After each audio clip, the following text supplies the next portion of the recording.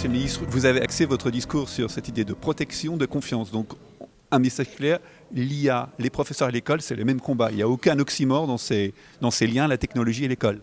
Non, il n'y a pas d'oxymore, mais il y a la nécessité de créer un cadre de confiance sur l'ensemble des sujets numériques, parce que nous avons besoin d'avoir justement une sorte de structuration du sujet.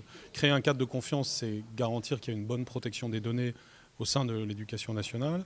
C'est aussi faire en sorte que les usages des élèves soient des usages pertinents, ce qui passe par l'éducation au numérique et puis par un certain nombre de protections, comme par exemple l'interdiction du téléphone portable au primaire et au collège, la lutte contre le cyberharcèlement, tous ces éléments de cadrage et qui sont au service de l'ambition. Parce que nous savons qu'avec l'intelligence artificielle, on peut avoir une grande ambition éducative, de réalisation d'objectifs éducatifs de toujours, avec des moyens nouveaux, notamment en appui à l'action du professeur. Non pas à la place du professeur, mais en appui.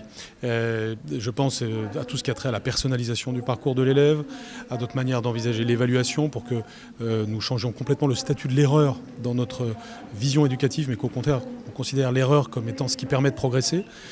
Or, l'intelligence artificielle permet, en regardant toujours les erreurs que fait l'élève, d'avoir un chemin de progrès bien défini.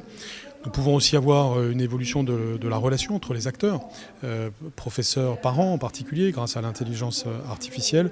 Le champ est donc considérable.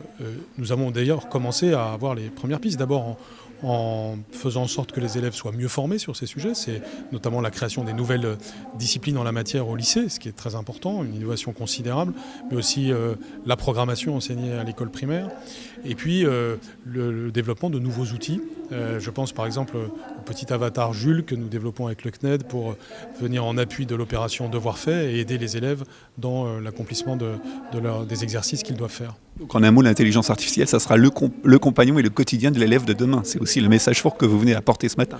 Oui, nous vivons plusieurs révolutions numériques et toutes ces révolutions numériques vont de toutes les façons nous accompagner dans la société. Donc il ne s'agit certainement pas d'extraire l'éducation nationale de ces évolutions. Par contre, nous devons les dompter, nous devons les mettre au service de bonnes choses et pas au service des mauvaises choses. Donc il y a un enjeu éthique considérable et un enjeu de cadrage. Et ceci ne signifie donc pas s'extraire de cela, mais au contraire dominer le phénomène.